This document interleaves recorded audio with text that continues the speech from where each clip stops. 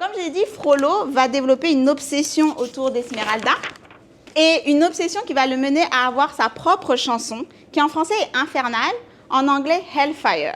Et je vais vous passer juste un extrait parce que c'est vraiment un masterpiece et vous allez comprendre pourquoi par rapport au dessin animé.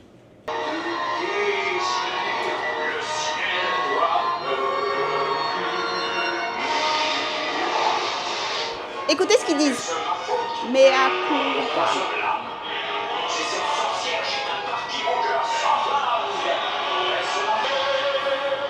Cette scène a traumatisé beaucoup d'enfants. Ce qui est intéressant avec cette scène, c'est que de base, elle est construite comme une confession catholique. Elle commence par des prêtres qui disent en latin « Je me confie à toi, la Vierge Marie ». On cut à Frollo, qui est un juge. Littéralement, tout son job, c'est de juger les autres. Vient le moment où il est supposé se juger lui-même. Il va faire une confession, il va admettre qu'il est attiré envers Esmeralda, qu'il est obsédé en fait envers Esmeralda, qu'il souhaite qu'elle soit mienne. Sauf que au moment où il avoue et qu'il est supposé confesser, il va dire « mais ce n'est pas ma faute » et il va poser le blâme sur Esmeralda. Donc les figures rouges qui sont les moines chantent « mea culpa », donc c'est ma faute, et il répond « it's not my fault ». « Mea culpa, it's not my faute ». Donc il répond en disant « ce n'est pas ma faute ». C'est la faute de cette sorcière, c'est la faute de cette tentatrice. Et il va même finir par poser le blâme sur Dieu. C'est la faute de Dieu qui a fait les êtres humains plus inférieurs à Lucifer. Parce que dans la vision de Frollo, Frollo est supposé être, il se croit être ce personnage supérieur, quasiment saint, et il voit Esmeralda comme une tentatrice qui va le faire chuter, d'accord, qui va le faire chuter vers les bas-fonds de l'enfer. Cette chanson arrive juste après Heaven's Light, la lumière de l'ange, qui est la chanson de Quasimodo, où Quasimodo chante sur Esmeralda et il dit « Oh, j'ai croisé un ange ». Donc Frollo voit Esmeralda comme un démon et une tentatrice, Quasimodo voit Esmeralda comme un ange.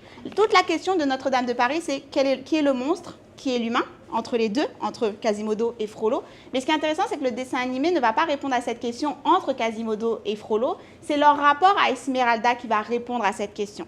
Donc Frollo voit Esmeralda comme une tentatrice qui va le faire chuter de son piédestal. Quasimodo, qui se croit un monstre, voit Esmeralda comme celle qui va l'élever comme un être humain. Ce qui explique, dans le contexte du script de dessin animé, qu'Esmeralda finisse avec Phébus, parce que Phébus est le seul personnage qui va la voir comme humain. Dans le contexte du dessin animé, parce qu'après on va pouvoir parler aussi de capacitisme et pourquoi, bien sûr, un prince en situation de handicap ou un héros en situation de handicap n'obtient pas la fille à la fin. Capacitisme des dessins animés de Disney. Et donc, ce qui explique également qu'on ait une deuxième partie de la scène de cette chanson-là.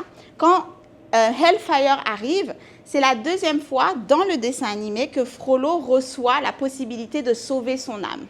C'est la deuxième fois. Pourquoi? Parce qu'au tout début du dessin animé, où il s'apprête à tuer Quasimodo bébé, il s'apprête à le jeter dans le puits, l'archidiocèse l'arrête et lui dit « Peut-être que tu peux te mentir à toi-même, te prétendre supérieur, mais tu ne peux pas te cacher aux yeux de Notre-Dame. » Et Notre-Dame, symboliquement, est Dieu. Donc l'archidiocèse lui dit « Tu ne peux pas te cacher, Dieu verra tes péchés. » Et donc Frollo se tourne vers Notre-Dame et vous avez toutes les gargoyles et toutes les statues de Notre-Dame qui le regardent et qui le jugent. Et il sent le jugement et donc il accepte l'offre de salvation que lui offre l'archidiocèse et dit « Ok, je ne vais pas tuer Quasimodo, je vais m'occuper de lui, mais on le cache dans Notre-Dame. » Au moment où la chanson arrive, c'est la deuxième fois où Frollo s'apprête à continuer de faire des actes monstrueux et il reçoit une deuxième offre, cette fois envoyée encore une fois par Dieu. C'est un soldat qui ouvre la porte, auréolé de lumière, et qui lui annonce « Esmeralda s'est échappée ». Et c'est le moment où il est supposé la laisser partir. Ce serait le deuxième moment où il accepte d'être sauvé et il va refuser. Donc regardez. Ministre Frollo, la bohémienne s'est enfuie. Quoi? Elle n'est plus dans la cathédrale. Elle s'est échappée. Mais comment? Ça ne fait rien. Dors d'ici, idiot. Je la trouverai.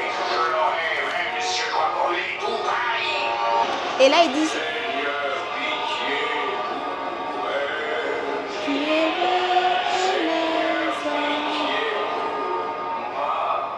Là, les figures derrière disent « Kyrie eleison », ce qui veut dire « Seigneur, prends pitié » en grec. Et là, en fait, ils sont en train de dire « Seigneur, prends pitié pour Frollo ». Et lui, il va répéter « Seigneur, prends pitié de moi, prends pitié d'elle, qu'elle soit mienne ou elle mourra ». Et donc là, à ce moment-là, il fait le choix de ne pas la laisser échapper. Il a dit, elle sera mienne ou tout Paris brûlera. Et vous voyez la lumière divine qui apparaît par rapport derrière ce soldat dont on ne voit pas le visage. La porte se referme parce que Frollo a renoncé, a refusé d'être sauvé à ce moment-là et se condamne en fait. Mais ce qui est intéressant, c'est que Frollo est persuadé qu'il va se condamner en acceptant son désir pour Esmeralda. Parce qu'il pense que c'est elle qui va le faire chuter. Sauf que bien sûr, Esmeralda le rejette. Et il sera quand même condamné aux flammes parce que Notre-Dame va se tourner contre lui. Au moment où il lève son épée pour décapiter Esmeralda, vous avez la gargoyle de la statue qui prend vie et qui craque et qui le fait tomber dans les flammes. Et donc oui, il était condamné, mais pas par rapport à son rapport à Esmeralda, mais parce qu'il continue à se conduire comme le monstre qu'il est. Et comme l'avait prévu l'archidiocèse dès le début du dessin animé, tu ne pourras pas te cacher de Notre-Dame, qui est symboliquement Dieu, tu ne pourras pas te cacher tes actions. Et donc, le bâtiment lui-même se tourne contre Frollo et le fait chuter parce que techniquement, Esmeralda l'ayant rejeté, il n'a jamais consommé son désir avec elle. Il n'a jamais été... Donc, il aurait pu, s'il l'avait laissé partir, s'il avait accepté ce rejet, il aurait été sauvé. Il aurait été sauvé. Et ce qui est intéressant, c'est qu'Esmeralda va rejeter Quasimodo et rejeter Frollo. Et les deux vont réagir très différemment, bien sûr. Quasimodo, il le vit très très mal, il est triste, il est jaloux par rapport à Phébus. Malgré ça, lorsqu'Esmeralda lui demande de protéger Phébus, il va accepter de le faire. Donc il comprend son rejet et c'est ce qui montre qu'il est un être humain. Frollo se fait rejeter par Esmeralda, il allume le feu pour la mettre au bûcher. Donc c'est cette différence de traitement d'Esmeralda qui va répondre à la question qui est le monstre, qui est l'être humain dans le dessin animé.